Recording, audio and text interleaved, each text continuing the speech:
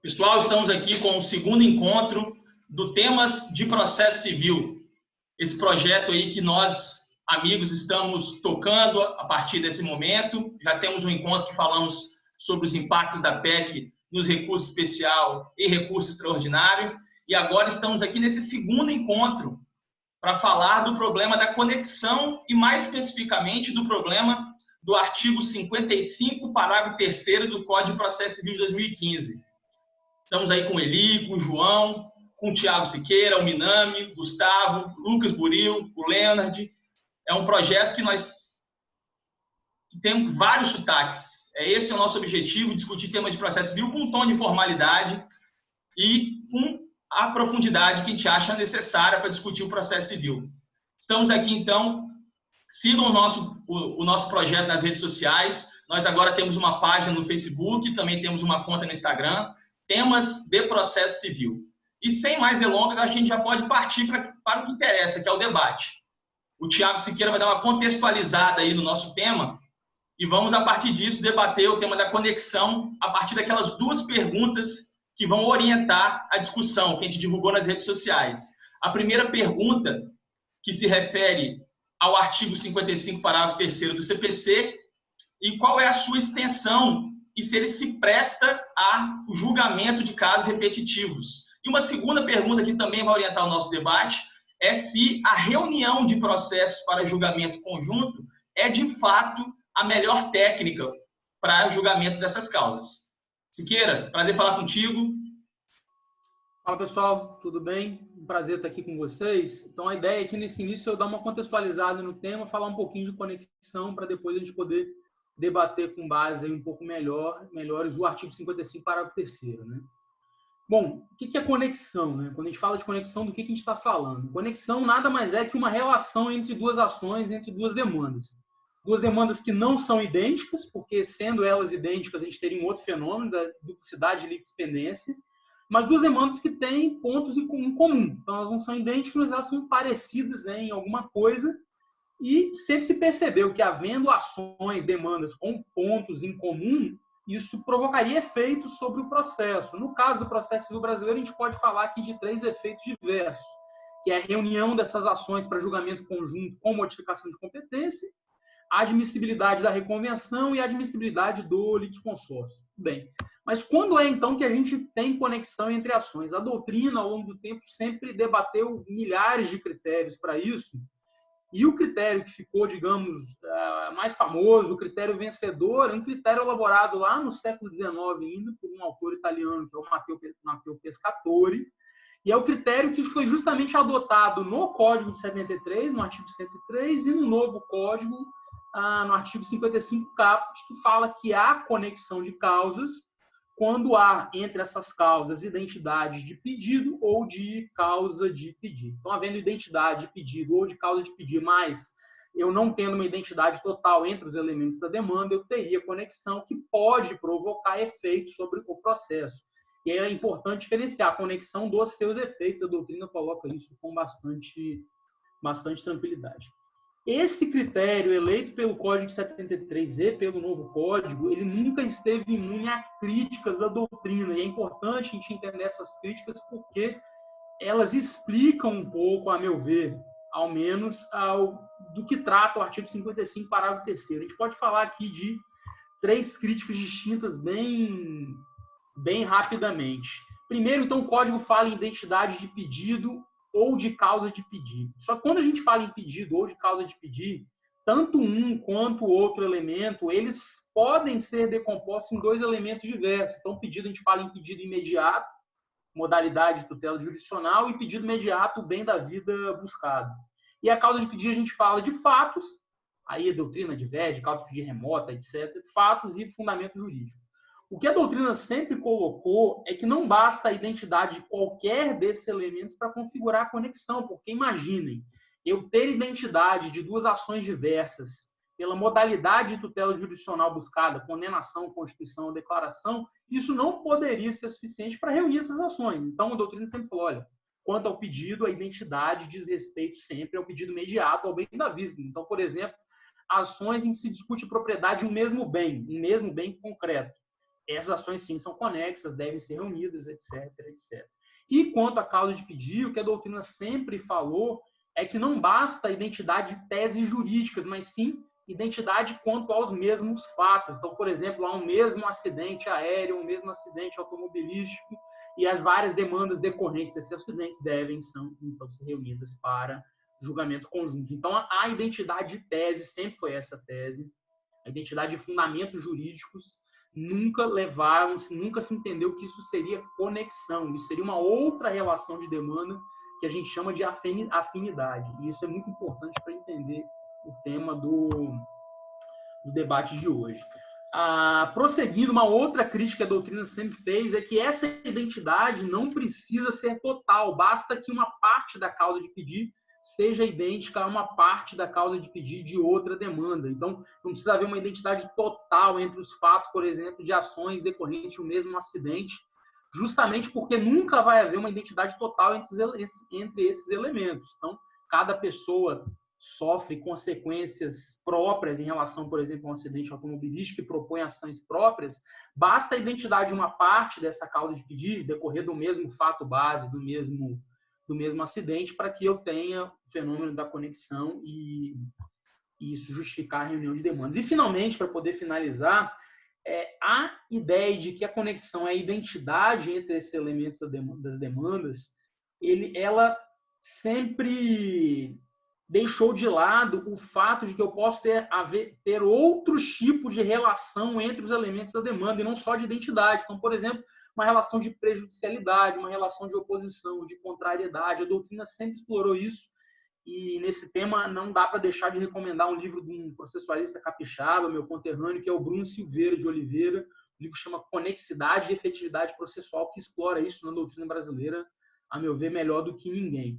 Então, a relação de prejudicialidade, que não é identidade de demandas, a doutrina sempre procurou enxergar nisso conexão. Então, para falar de um debate concreto do STJ, o STJ passou muito tempo discutindo e batendo cabeça para tentar entender se haveria conexão entre uma ação revisional de contrato e uma ação, por exemplo, de busca e apreensão buscada nesse mesmo contrato. Percebam que não há identidades aí de causa de pedir e nem de pedido, mas há uma relação de prejudicialidade entre essas demandas, então a doutrina diz, olha, há conexão entre elas. Então, esse é o cenário que a gente tinha na doutrina, até que veio o Código de 2015, o novo CPC, que no artigo 55, caput, fala desse mesmo conceito de conexão, mas no parágrafo 3º diz que serão reunidas para julgamento conjunto demandas, mesmo elas não sendo conexas, quando puder haver, quando tiver risco de decisões conflitantes, decisões contraditórias.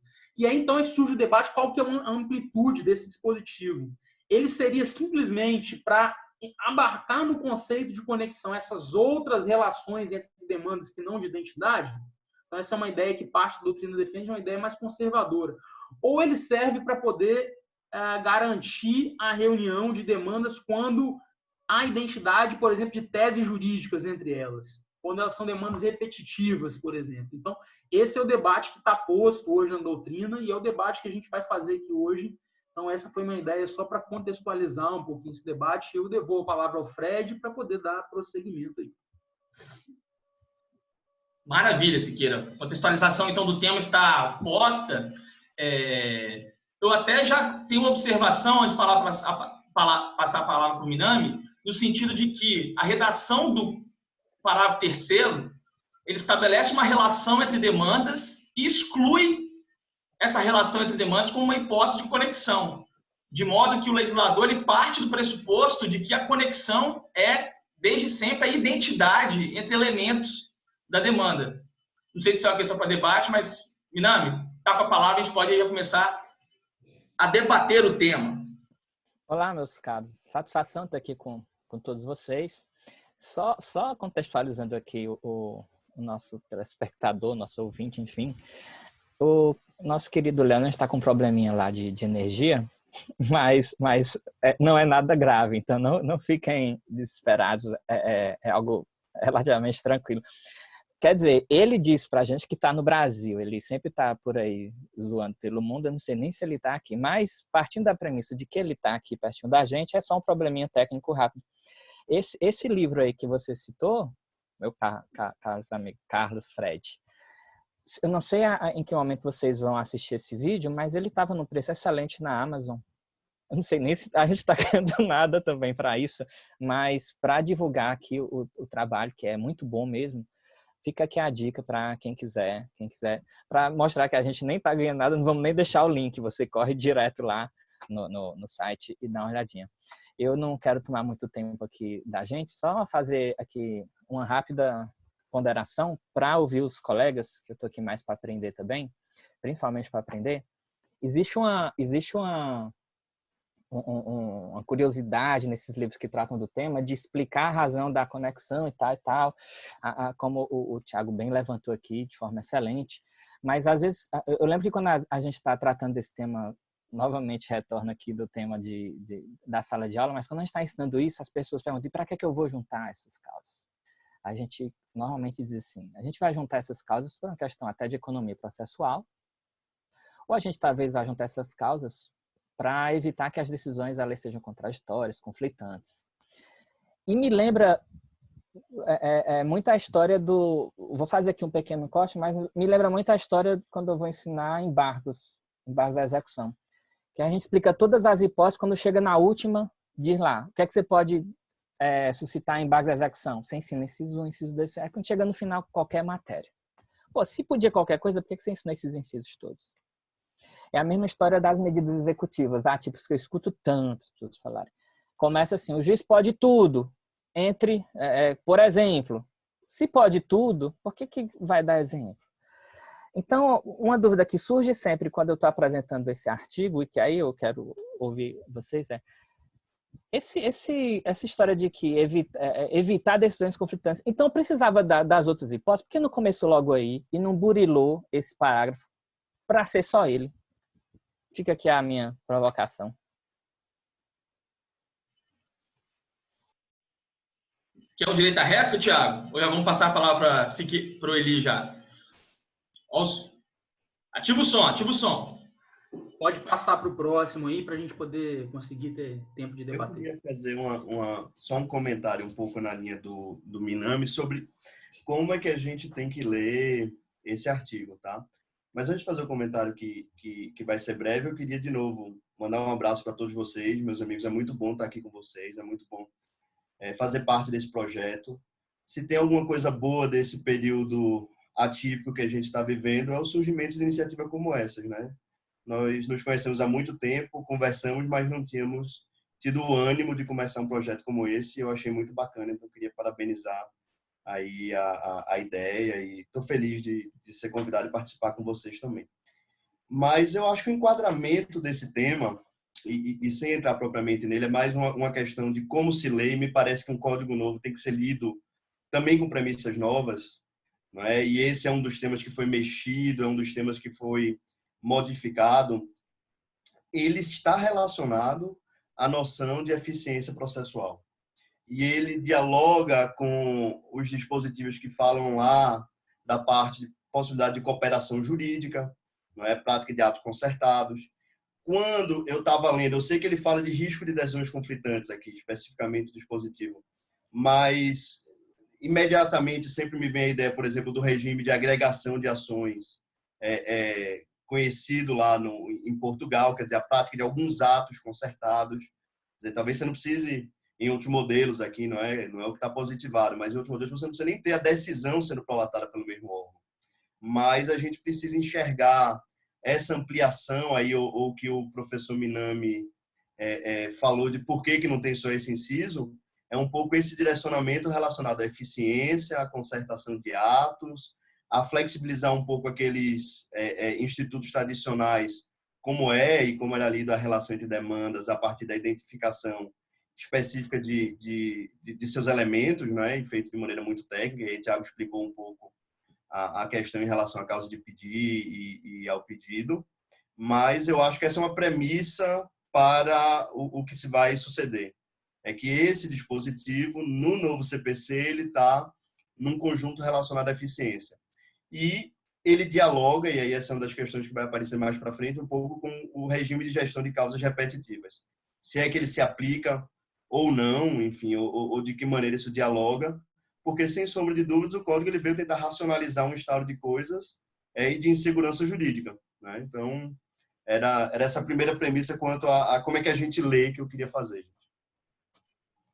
Boa, João, acho que é isso mesmo, né? E tá, além da eficiência processual, ele está dentro de um outro contexto de coerência que outras técnicas processuais visam a resguardar no código. Por exemplo, o sistema de precedentes. Sistema de precedentes esse que é muito conhecido pelo nosso colega Lucas Buril, que vai fazer algumas considerações agora. Então, eu acho que as falas aqui, elas têm uma relação de complementariedade. O Tiago explicou para a gente o que é efetivamente a conexão e essa novidade do parágrafo 3º do artigo 55. E Minami jogou uma pergunta, que foi uma pergunta interessante. Por que não apenas o parágrafo 3º?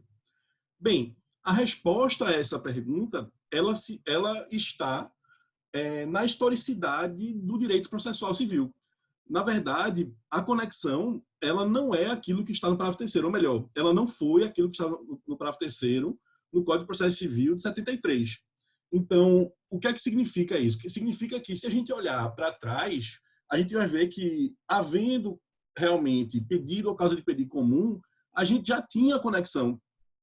E a doutrina, ela não achava essa solução uma boa solução, ou melhor, essa regulação, ela deixava a desejar em algumas situações.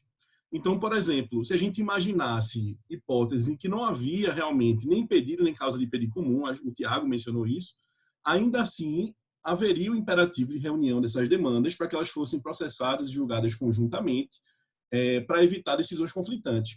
Então, o que é interessante é colocar justamente isso, que o parágrafo 3º ele não pode, ou melhor, o legislador primeiro, ele falou que aquilo ali não é conexão, o que é algo que é discutível, ou melhor, boa parte da doutrina coloca isso em xeque, porque aquilo ali pode ser uma conexão menos intensa do que a conexão que a gente tem no 55 caput, ou seja, de novo, quando a gente tem pedido ou causa de pedido comum. Além disso, o parágrafo 3º ele tem um problema de redação. Então, vejam que a interpretação que João fez de colocar esses vários arsenais aí contra as demandas repetitivas já é uma interpretação que vai além do sentido histórico do parágrafo 3º do artigo 55, que é uma interpretação que, por exemplo, o professor Cássio Scarpinella Bueno coloca no livro dele, relacionando a conexão com as demandas individuais homogêneas, né, os direitos individuais homogêneos. Então, a grande questão, me parece que é essa. Porque se colocarmos na literalidade do 55 parágrafo 3º, a gente consegue um alcance para efetivamente, a partir do princípio da eficiência, como o João colocou, chegarmos a demandas repetitivas. E se chegarmos a demandas repetitivas, nós temos esse mecanismo. Mas tem uma pergunta que precisa ser feita: isso é bom? Melhor, isso é interessante para o nosso sistema processual? Vai ser bom podermos reunir essas causas? Ou melhor, ainda tem uma pergunta que deve ser colocada aí, que é: a doutrina, com base no Código de Processo Civil de 2015, sepultou um debate que existia no Código 73 sobre a seguinte questão: havendo conexão, deve-se reunir as causas ou é possível reunir as causas? Essa discussão, com o CPC 2015, parece que ela foi ultrapassada, embora alguns autores, como o professor Leonardo Greco, do Rio de Janeiro, um grande nome do processo civil, ele diga que há ainda facultatividade. Mas, fora ele, eu não conheço outra pessoa que diga que há facultatividade. É um dever. Então, imaginem, demandas repetitivas. Então, vamos imaginar que você, que está nos ouvindo, mas todos nós aqui que estamos nessa transmissão, assim como centenas de outras pessoas, tenhamos sido cobrados por uma tarifa bancária injusta. E nós vamos propor uma ação para reaver esse valor. Imaginar que há conexão por conta dessa questão jurídica e que vamos reunir todas essas demandas num único juízo, isso, ao invés de ser uma solução de gerenciamento de processos, pode ser um problema. Então, é isso que nós precisamos pensar. Nós temos que pensar também nas consequências da leitura que vai ser dada a esse dispositivo, além também dessa questão histórica. Eu acho que é essa provocação que eu queria fazer de início, Fred. Boa. Pessoal, desculpa pela aparência estranha aqui. Minami fez comentário certo, acabou a luz no momento em que a gente estava começando a gravar, então eu tô com o celular em vez da câmera e com outro celular com uma lanterna na minha cara, mas se der para me ouvir, pelo menos já tá ótimo. Obrigado demais por essa oportunidade que todo mundo está proporcionando aí entre si e para todos, porque essa amizade que a gente tem é muito legal e muito antiga, e poder falar assim nesse bate-papo e que vai acontecer de novo é uma coisa bem divertida mesmo. E o Buril estava falando um negócio que me deu vontade de fazer um link aqui que é interessante, que a gente vai discutir conexão ou não, a gente vai discutir outra coisa que não é conexão. Todo mundo sabe, o doutrina majoritária vai falar que a conexão é uma técnica de modificação de competência e tem vários blá blá blás associados. E tem uma frase que desde a época da graduação ficou muito marcada, que é da professora Teresa Rudalvin, naquele livro famoso dela, que é o RESP, o RE e ação rescisória. É uma frasezinha perdida lá no meio que diz assim: o fato do sistema permitir que decisões para casos semelhantes existam não significa que o sistema tolere essas decisões e ache legal que essas decisões existam. A gente vai viver esse embate, acho que nessa nossa conversa de hoje. E aí, como o Buril estava falando, e de acordo com o que o Thiago tinha comentado antes também, a conexão está dita pelo próprio código. O que é conexão? Está dito lá pelo caput do artigo 55. Aí a gente tem alguns autores, o professor Fred, por exemplo, fala que conexão é uma relação de semelhança, estou colocando entre aspas porque é como ele diz. O professor Greco fala que é uma relação de analogia. E eu acho que a maneira como isso está sendo intitulado pode nos ajudar a interpretar mais flexivelmente ou não o que seria a conexão, ou o que, como por exemplo o Bruno Silveira, que a gente estava falando do livro dele, vai falar que é conexidade versus mera afinidade, como o professor Dinamarca vai falar nas instituições também. Tratar de um jeito ou de outro é muito importante, porque, na minha opinião, pelo menos, e concordando com o que o Bruno Silveira fala, a gente não está falando de conexão quando a gente lê o parágrafo 3º do artigo 55. Tanto faz o que a gente vai fazer com ele, se a gente vai ou não respeitar ele, está ótimo, mas não é conexão. E aí, na obra do professor Araquém, por exemplo, está dito lá: embora opere-se a conexão, trata-se de uma hipótese diferente. Na minha opinião, não é a conexão. A gente está falando de outra coisa. O Lessa tinha falado agora há pouco, eficiência do sistema e tal. A finalidade disso está muito bem entendida. Só que, até para não responder, mas para trazer mais uma luz assim para a primeira pergunta, se o parágrafo 3º do artigo 55 se presta a responder casos repetitivos. Parece que a ideia geral passa por isso. Mas será que a gente precisa tratar isso como conexão? Ou será que a gente precisa tratar isso como um filho bastardo da conexão? Eu acho que uma coisa não tem nada a ver com a outra. Mas e aí, o que significa não ter nada a ver com a outra? Ainda nem comecei a responder as coisas, né? Estou colocando umas perguntas para ver se a gente chega mais longe. Embora parte da doutrina diga não tem nada a ver com conexão, mas opera-se a conexão. O próprio parágrafo 3º, o texto fala, ainda que não sejam conexas. Então, me parece que é uma coisa que está paralelo ao caput do artigo 55. Poderia estar em outro lugar, está ali porque está, mas poderia estar em outro lugar. E aí, eu acho que o Buril foi muito feliz quando ele falou que a origem histórica disso é dissociada do que a gente fala de conexidade ou do que sempre foi a conexão. O professor Barbosa Moreira, num outro livro muito clássico, que é a conexão de causas como pressuposto da reconvenção, que até o Minami estava folheando hoje, se não me engano, ele já falava que esse conceito de conexão do Código de 73 era completamente restrito. A gente, voltou, Luiz? A gente precisa de uma definição mais abrangente. Não é o que esse acabou a graça. Não é o que esse Código de 2015 fez. Ele não abrangeu coisa nenhuma. A definição é idêntica.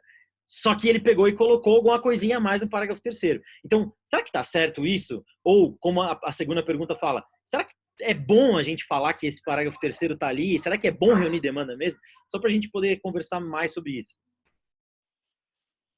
Ele quer falar uma coisa, mas outra pergunta que eu queria fazer é se a luz voltou mesmo ou se esse foi um recurso audiovisual do Leonard para deixar a fala dele mais empolgante. Mas depois a gente vai debater isso, tá?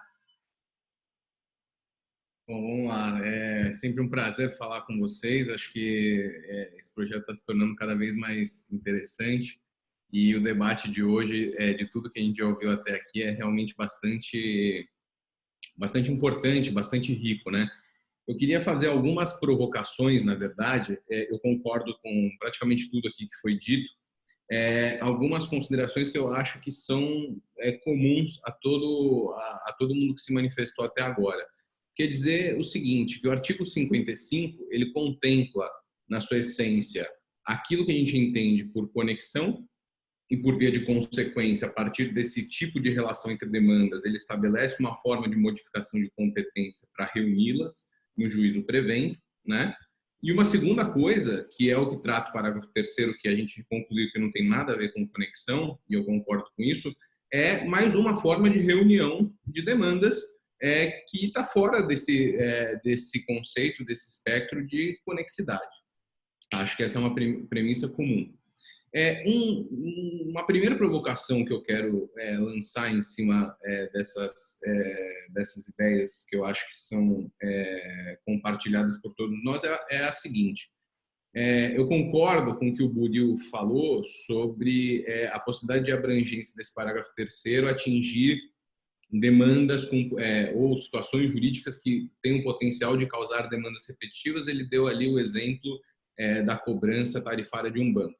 Eu tive a oportunidade de enfrentar esse problema na minha dissertação de mestrado quando se falava das demandas pseudo-individuais. Parece que existe uma questão na doutrina ainda mal resolvida em querer criar qualquer espécie de reunião ou de acumulação de demandas, seja sob o ponto de vista objetivo, seja sob o ponto de vista subjetivo, a situações que são parecidas ou semelhantes, mas não são comuns. Esse exemplo que o Budil deu da cobrança tarifária é mais uma dessas situações que são causas repetidas, porque as situações são comuns, mas são parecidas, mas não são comuns. Ou seja, não é a mesma relação jurídica da qual várias pessoas fazem parte. São inúmeras relações jurídicas repetidas que têm por características semelhantes, porque os fatos são semelhantes. Isso eu verifico que existe um mal-estar na doutrina em querer acomodar isso, mas por via de consequência, a dúvida que eu quero lançar, a segunda dúvida que eu quero lançar é o seguinte: será que o parágrafo 3º ele vai ter alguma utilidade prática? Por quê? Porque ele diz o seguinte, que o objetivo dele é o julgamento conjunto de processos que possam gerar risco de prolação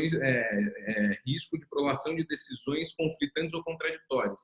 E eu me pergunto, que tipo de conflito é esse que ele quer sanar? Se é o lógico ou o prático? Porque se for conflito lógico, a gente convive todo dia no sistema com conflitos lógicos julgados.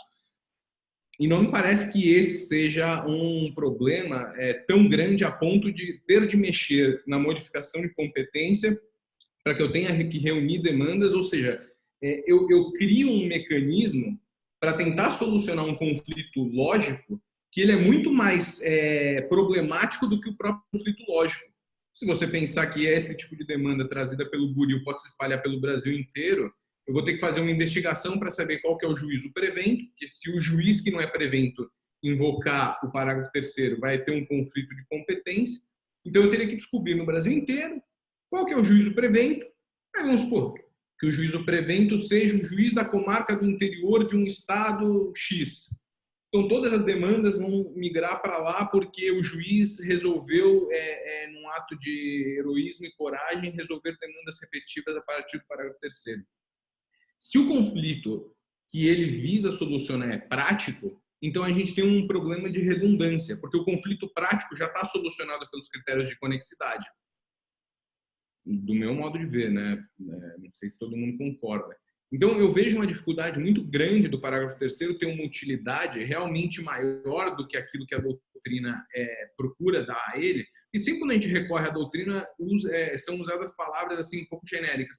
Garantir segurança jurídica, garantir harmonia de julgados, mas segurança jurídica e harmonia de julgados é pressuposto de toda e qualquer acumulação de demandas, né, objetiva ou subjetiva. E a conexidade é uma forma de acumulação superveniente. Então, se eu admito que o conflito desse tipo de causas repetitivas ele é meramente lógico, eu acho que o parágrafo 3º não deveria se prestar a isso. Se eu admito que o conflito tem que ser prático, então eu estou gerando um problema de redundância, porque para o conflito ser prático, as relações jurídicas elas precisam estar conectadas de tal forma que aí eu entro de volta no campo da conexidade. Tem um outro problema, uma outra questão, não é nenhum problema que eu vejo, que é o seguinte: como a reconvenção tem por pressuposto a conexão ou a conexidade, conexidade é pressuposto da reconvenção, O que o parágrafo 3º faz, e aí eu vejo um fundamento bem interessante, é referendar posições doutrinárias que já vinham acolhendo que o campo de cabimento da reconvenção ele era mais amplo do que simplesmente aquela conexidade pura e estrita de identidade de causa de pedir e pedidos. Ou seja, eu poderia aproveitar a oportunidade da reconvenção para o réu propor uma demanda contra o autor ou contra o autor e terceiros com um espectro um pouco mais largo, mas com um certo grau de relação, que eu acho que esse parágrafo 3º teria uma abertura legal para permitir isso, mais do que a própria abertura que a disciplina da reconvenção já permitiria. Quem defende essa opinião na doutrina mais recente é o Luiz Guilherme Aidar-Bundioli, num excelente livro sobre reconvenção editado pela Saraiva. Mais recentemente também, acolhendo essa posição, Maria Siqueira da Costa, que escreveu sobre negócios jurídicos processuais, sobre intervenção de terceiros. Então, para resumir um pouco a minha fala, eu concordo com praticamente tudo que foi dito aqui, até com o que o João disse com relação à eficiência, e acho que a gente precisa obter uma interpretação minimamente útil e razoável para o parágrafo 3º a partir dessas diretrizes que o João disse. O meu único problema é saber qual que é, de fato, o espaço que o parágrafo 3º vai ocupar sob o ponto de vista técnico. Porque, de novo, aquele conflito que ele procura elucidar, se ele for lógico, me parece que a medida é mais grave, o remédio é mais grave do que a doença. Ou, tecnicamente, é mais difícil de operacionalizar o remédio do que para resolver a doença. E se for o conflito prático, eu já tenho a conexidade que é para resolver isso, né? Então, são algumas provocações que eu queria lançar aqui e devolver a palavra ao nosso timoneiro de debates, Carlos Frederico. Eli, eu sei que você acha que não é conexão, mas tem alguém aqui nesse grupo que eu acho que discorda. Não é, Gustavo? Eu acho que o parágrafo 3º ele realmente não se aplica para fim de reunir, nos casos repetitivos, né? Que provavelmente alguém falar em algum momento posterior, as questões que são afins, uma questão de afinidade. Alguns falam em conexidade por afinidade, conexão por afinidade. Mas, antes disso, eu acho que o parágrafo 3º ele é uma hipótese de conexão, sim. E eu falo isso baseado no próprio Nuno Silveira e vou puxar a fala de Lucas Buril para falar que isso é uma construção histórica. Dando uma olhadinha aqui nos autores, e feito Tiago Siqueira falou, quem construiu o conceito, quem colocou o ovo em pé, digamos assim, acerca de conexão e dos elementos que provocam a conexão foi Matteo Pescatore, na Itália. E, ao longo do tempo, eles foram reproduzindo, foram incorporados nos códigos, enfim, na codificação, e a gente construiu historicamente esse conceito. Só que quando o Matteo Pescatore faz isso lá atrás, ele diz que existe conexão comunhão de elementos da demanda. Inclusive, ele coloca elementos subjetivos, ou seja, quando houver as mesmas partes. Daí para o código ou o legislador, enfim, a opção legislativa de adotar esse elemento específico como a razão de reunir processos é uma segunda etapa. Então, tradicionalmente, no nosso código, a gente não adotou, por exemplo, a comunhão de partes, a coincidência de elemento subjetivo para reunir processos. Então, esse é o primeiro ponto. A gente tem uma construção doutrinária que foi incorporada para o código e o código adotou apenas algumas desses conceitos, desse critério, para fim de ser causa suficiente de reunir demandas. E daí eu vou para o próprio Bruno Silveira, que tem o livro dele, né, que a gente já mostrou aqui, mas também fez comentários os breves comentários da RT. E RT, né? RT, isso. Coordenado por Tereza e por Bruno Dantas, enfim. E lá ele diz o seguinte, olha, o caput do 5.5, ele não conceitua conexão, ele dá exemplos de conexão que vão provocar reunião de demandas. Então, ali no caput do 5.5 é um exemplo de conexão. Poderia ter ali, por opção, alguma outra hipótese de conexão que levaria à reunião de demandas. Quando ele vai comentar o parágrafo 3º, ele diz o seguinte, ó, aqui eu tenho, embora o dispositivo diga não havendo conexão, eu irei reunir as demandas quando houver risco de decisão conflitante. Ele diz que é uma técnica da redação legal para dizer o seguinte, ó, quando não houver as hipóteses de conexão do caput, ainda assim eu poderei reunir as demandas. E isso nada mais é do que também observar outros elementos de conexão. Então, ali também tem conexão, só que não é a conexão, as hipóteses de conexão do caput. Porque se não houver qualquer elemento que reúna essas, de comunhão entre essas demandas, eu estou falando de quê? Então, é conexão. Só que não é conexão para fins de reunir causas repetitivas. Que aí seria Guga, o que ele fala de afinidade. O Guga, eu já vou te fazer um comentário sobre a sua fala, já batendo a bola para a Siqueira. Isso não se resolveria, por exemplo, por aquela terminologia que o professor Dinamarco usa, de usar a conexidade como gênero e a conexão, o Instituto aí do Direito Positivo, como uma espécie de conexidade, havendo outras possibilidades de relação entre demandas, como a afinidade, a continência e por aí vai? Aí eu já fiz um contraponto, aí o Siqueira acho que já pode rebater a sua posição para a gente continuar o debate. Beleza, pessoal. Eu vou pegar duas falas aqui do Buril, porque eu acho que a partir delas a gente consegue buscar responder essas perguntas. Então, o Buril fez uma pergunta, olha, será que é bom reunir demandas repetitivas, tratá-las como conexão ou tratá-las a partir do parágrafo 3º para fins de reunião? Será que isso é bom? Eu acho que esse é o ponto central para poder buscar responder para que serve esse parágrafo 3º, qual a amplitude dele. Não dá para a gente afastar um elemento finalístico da interpretação dele. E minha resposta é que não é bom. Por que não é bom?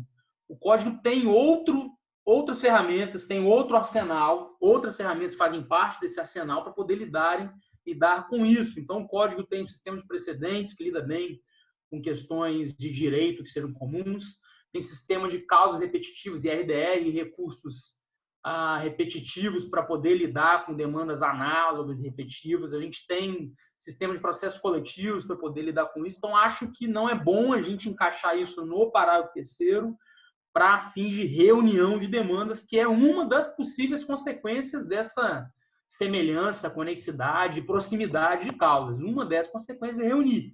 Mas essa é uma consequência que pode ter efeitos deletérios no processo, especialmente em termos de duração razoável do processo. Eu posso tornar um processo enorme, com muitas partes, com muitas causas acumuladas, ou posso tumultuar o funcionamento de uma unidade judiciária por conta da reunião de demandas. Então, acho que não é bom que a gente reúna demandas meramente repetitivas ou análogas. Então, para que serve o parágrafo 3º, a meu ver? E aí eu vou concordar com o Guga. O parágrafo 3º serve para tratar de outras situações de conexão. Mas como outras situações de conexão, se ele fala que não é conexão, situações de conexão que não cabem no caput. O caput fala o que é conexão para o código, a gente sabe que tem outras situações de conexão que não cabem no conceito do caput, e aí elas podem ser reunidas não por força do caput, mas por força do parágrafo 3º. Essa é a interpretação que me parece mais equânime, tendo em vista, além disso, que o código tem outras ferramentas que compõem esse arsenal, como disse o Buril muito bem, para poder lidar com esse problema. Então, essa é a minha visão, acho que equilibra melhor as coisas. Então, devolvo a palavra para o Fred. Eu concordo integralmente contigo, Tiago. É isso aí. Nós temos realmente o incidente de resolução de demandas repetitivas. Nós temos a sistemática de precedentes que acaba se aplicando também aos casos repetitivos. Nós temos julgamento de recursos especiais e extraordinários repetitivos. Todo esse arsenal ele já é suficiente para a gente dar uma tratativa adequada às demandas repetitivas. Colocar nesse meio algo que historicamente não serve para isso é trazer, na verdade, confusão. E o que me parece, algo que João mencionou também, que a gente poderia até pensar como uma solução em casos, em alguns casos, é a questão do artigo 69, parágrafo 3º do Código, que ele permite, na cooperação jurídica nacional, a prática de atos concertados. Então, eventualmente, em demandas repetitivas, e que seja interessante a reunião para a prática de algum ato, como, por exemplo, a instrução conjunta de vários processos, que é algo inusitado em demandas repetitivas, que muitas vezes a prova documental ela é suficiente, e isso vai resolver a situação. Então, o que me parece é colocar o 55 parágrafo 3º no meio do nosso microsistema de casos repetitivos, trazer problemas e colocar o que não foi pensado para os casos repetitivos dentro dos casos repetitivos, causando extrema confusão. Então, me parece que a ideia do Dinamarco de tratar a conexão e, antes disso, a conexidade como algo de grau é bem interessante, e a interpretação do parágrafo terceiro ela se insere aí, como você bem colocou. Então, concordo nesse ponto com você e com os demais amigos aí. Eu tenho um comentário complementar aí, estou concordando na linha proposta, sugerida. Em relação ao sistema de casos repetitivos, a gente tem que fazer uma observação porque o sistema tem uma moldagem clara que não é na linha de reunião, é na linha da suspensão. Você suspende, define a tese, exara o precedente obrigatório, enfim, e depois você replica isso para todos os processos nos juízos onde estavam. Tanto que se está no primeiro grau, fica, se está no tribunal, fica, pode adequar, enfim, tem todo um conjunto de regras sobre isso, que não passa pela reunião. Mas veja, o sistema de casos repetitivos ele está relacionado a questões jurídicas, não é? E a preocupação com questões jurídicas ele aparece também no IAC, né, quando não tem a repetição. Então, você tem como lidar com essas situações.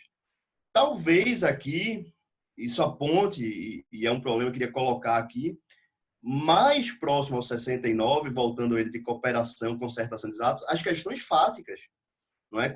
Quando há problemas fáticos que precisam de um tipo de deslinde, talvez essa seja uma pista para não inutilizar nem restringir sobremaneira o sentido da regra, mas também a gente não pode criar, e aí eu acho que a fala do Eli foi super oportuna quando ele colocou, olha, a gente vai ter um problema, inclusive, para saber quem é o prevento, não é? Porque vai ter que reunir lá. Então, a gente não pode desnaturar o sistema de processos repetitivos. Me parece também que não pode ter uma interpretação tão restritiva que deixe isso como letra vazia. Talvez isso esteja relacionado à possibilidade de concertação de atos, de esclarecimento de questões fáticas, ou algo muito pontual jurídico sem, né, escalabilidade dessa repercussão, presente ou potencial, né, futuro. Ô, João, e não só isso, parece que essas outras técnicas, elas buscam qualificar o debate para tratamento das questões repetitivas, levando esse debate para os tribunais. E o Eli bem pontuou isso. Nesse debate da prevenção, vai ser um juiz que vai ter esse poder nas suas mãos de decidir, por exemplo, o destino de um concurso público, o destino da legalidade de uma tarifa em relação a todos os contratos. Como é que vai ficar essa questão? Leandro, você queria falar uma coisa aí? Vamos continuar debatendo, porque o debate está bom. Beleza. Agora com luz. Para falar que a minha intenção não é parecer fatalista quanto a essa questão nem nada, mas me parece que, sendo um pouco repetitivo, o sistema de fato permite que casos muito, muito parecidos recebam desfechos que não sejam idênticos e depois a gente conserta através do microsistema de casos repetitivos. Vários de vocês falaram sobre isso agora. O que eu tento pensar a respeito do parágrafo 3º é que ele busca evitar a falta de harmonia, vamos dizer assim, quando a decisão de um caso puder atrapalhar o desfecho do outro caso, individualmente considerados esses dois casos. Não é aí, no parágrafo 3º do 55, que a gente vai resolver o problema já há muito tempo identificado das decisões que são desconectadas, lotéricas, da jurisprudência que não conversa entre si, do fato de que a gente precisa, como o próprio João falou, João Lessa, a gente suspende um caso para resolver todos harmonicamente e tal. Colocar esse artigo 55, parágrafo 3º, no meio desse bolo traz uma série de problemas. Problemas processuais, do tipo litígios reunidos que possam dificultar a vida de quem está morando longe de onde foi reunida a causa, o fato de um dos processos estar com a instrução mais avançada do que os outros, ou se a gente está falando de repetitivos, são só casos que não têm instrução, porque são simples a ponto de não ter instrução. É uma série de problemas. E não só esses problemas, como eu queria trazer também, nem para a gente debater mais, mas pelo menos trazer a ideia de que, para a gente poder falar de analogia, a gente precisa ter uma base, que é um grupo de controle, vamos dizer assim, a gente precisa ter uma ideia de quanto similar é similar o suficiente para a gente poder tratar como repetitivo, se precisa ter lá uma relação com qualquer evento do microsistema de processos repetitivos, do tipo, esse caso está afetado por IRDR ou qualquer coisa do tipo, ou se não, se só, como também foi mencionado aqui do IAC, a potencialidade de repetição, que aí eu acho que é super perigoso, já é suficiente para a gente começar a reunir processos. Então, tentando dar um desfecho, assim, para pelo menos a minha opinião a esse respeito. O parágrafo 3º do 55 serve para falar de prejudicialidade só, ainda que não haja conexão. E essa prejudicialidade era enfiada dentro do caput do antigo artigo que falava de conexão. Então, continuo em dúvida sobre a fala do Google agora há pouco, porque eu não sei, ele me convenceu um pouco que é ou que não é conexão. Antigamente se falava, aqui não tem nada sobre prejudicialidade, então vamos colocar no caput do artigo. Agora a gente coloca o parágrafo 3º, que ao meu ver só serve para isso, resolver as tais das prejudicialidades, ainda que não haja conexão. Levar isso a extremo excesso de falar que a gente vai com isso resolver casos que não são prejudiciais entre si, mas podem ter desfechos diferentes, quer dizer, fulanos são vizinhos do 101 e do 102 e eles vão ter desfechos diferentes entre si, mas não tem nada a ver um caso com o outro, é um pouco de exagero porque traz muito mais problema do que solução.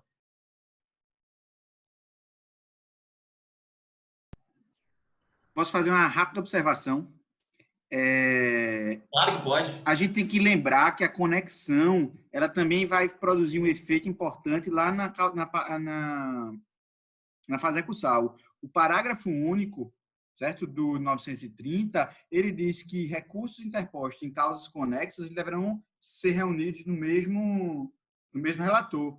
Então, a conexão que ele fala ali é a conexão do caput do 55 ou a conexão do caput do 55 e a conexão do parágrafo 3º? Me aparenta que é as duas. Mas esse debate é importante na reunião no primeiro grau e talvez mais importante também nos graus subsequentes, segundo e terceiro grau.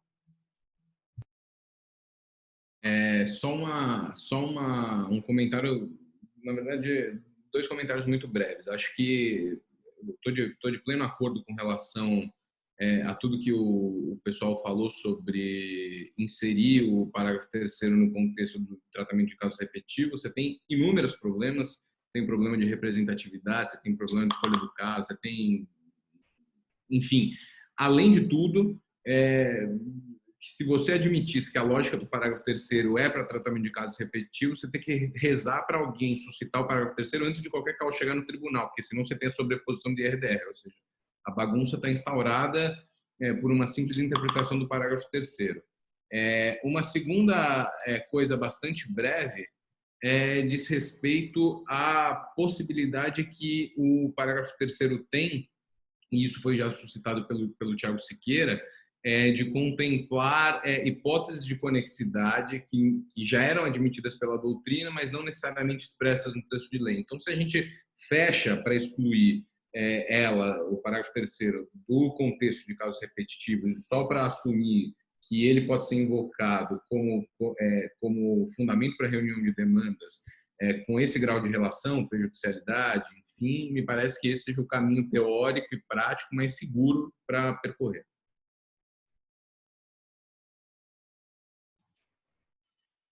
Bom, pessoal, o debate está bom, a gente podia ficar aqui mais umas 48 horas discutindo esse tema. Eu acho que a gente ainda teria material e ainda teria polêmica para a gente falar, mas eu acho que por hoje a gente conseguiu alcançar nossos objetivos. Eu acho que o principal objetivo que a gente pode estabelecer ao fazer essa live é de problematizar o artigo 55, parágrafo 3º. É uma inovação do Código, louvada por alguns doutrinadores, mas não muito esmiuçada. Então, a gente precisa problematizar ele basicamente em 2 aspectos. O primeiro aspecto que a gente tentou tratar aqui foi se o artigo 55, parágrafo 3º, ele está devidamente contextualizado sob o critério topológico do Código. Se ele, de fato, pertence ao tema das relações entre demandas, ao tema da conexão, ou se ele se presta a outra finalidade, mais afeta dos casos repetitivos. Pela maioria aqui do colegiado, parece que ele não se presta aos julgamentos de casos repetitivos. Isso é importante constatação, porque a gente está definindo, a gente está delimitando, a meu ver, aí eu estou, como mediador, estou fazendo um diagnóstico que eu ouvi de vocês e ouvi com muito prazer, foi de que ele possui espaço de atuação diferente da técnica de julgamentos repetitivos. É isso que me parece em primeiro momento. Nós temos 2 técnicas que, a princípio, poderiam ter a mesma finalidade, mas eles possuem estruturas diferentes. É o que foi a primeira visão da doutrina. O que a gente está falando aqui é outra coisa. É que eles podem ter finalidades cujas consequências podem ser diversas e podem nem ter a mesma finalidade. A gente tem que delimitar, então, esse espaço de atuação do artigo 55, parágrafo 3º, do sistema de precedentes, as técnicas, por exemplo, que o João falou do IAC, do IRDR, para ver qual é o quadrado de cada um no Código de Processo Civil e no sistema de justiça civil. Não é isso? Eu acho que para o nosso debate finalizar por hoje, eu acho que as considerações estão ótimas. Foi um prazer falar com todo mundo, ouvir aí um pouco de sotaque de Pernambuco, o sotaque de São Paulo, o sotaque Leandro de Catarina, né, Leandro? Mas está em São Paulo também, o Minami também que nos deixou aqui, que vai continuar nos debates com a gente. Diga, Esqueira. O capixaba que não tem sotaque, né? Capixaba é o sotaque do Irã. A gente não tem um sotaque, a gente tem um mix meio mineiro, meio paulista. Pelo amor de Deus. Mas eu acho que a gente está conseguindo aí levantar bons pontos. Eu acho que o mais legal é a gente falar sobre o processo civil, que é uma coisa que a gente gosta, que a gente é apaixonado, nesse clima de formalidade, falar entre amigos e levar isso para quem quiser assistir também os nossos encontros, porque a gente quer debater com os novos amigos que podem surgir a partir desses debates. Então é isso, pessoal. Esse fica o segundo encontro do Temas de Processo Civil.